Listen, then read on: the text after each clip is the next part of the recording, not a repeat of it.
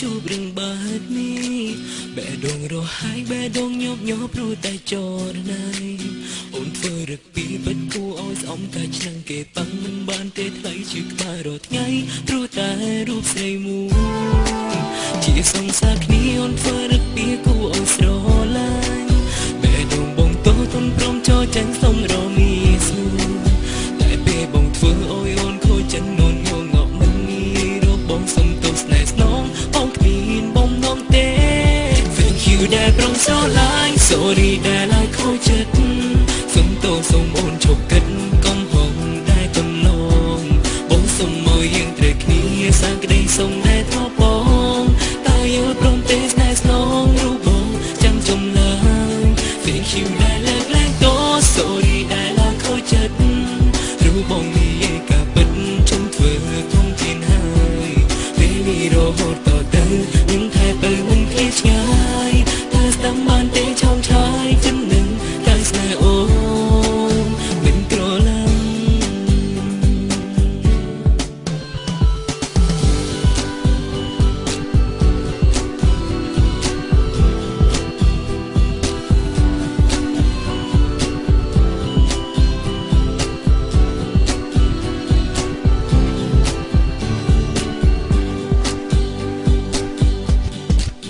ជាសង្សារគ្នាអូនធ្វើរឹកពីគួរឲ្យស្រ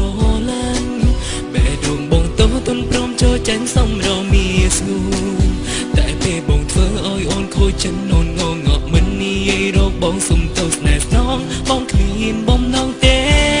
Thank you ដែលព្រមស្រឡាញ់ Sorry ដែលឲ្យខូចចិត្តសុំទោសសុំអូនឈប់គិតកំហុសដែលកន្លងបងសុំមកយើងត្រូវគ្នាសាងក្តីសុំដែលធ្លាប់បងតែយើងព្រមទេស្នេហ៍ស្នងរូបបងចាំចំឡើយ Thank you ដែលលើកលែងទោស Sorry ដែលឲ្យខូចចិត្តរូបបងនិយាយការពិតជុំធ្វើគង់ទៀនហើយពេលនេះរហូតតទៅនឹងថែទៅមិនឃ្លាតឆ្ងាយ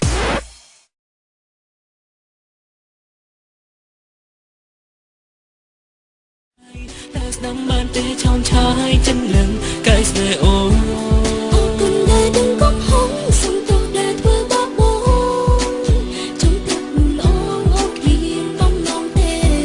ក៏ព្រោះតែអូនប្រច័ណ្ឌហួងហែងនឹងបងខ្លាំងពេកតើធ្វើឲ្យបងទោសភ្នែកសុំទោសអូននឹងកា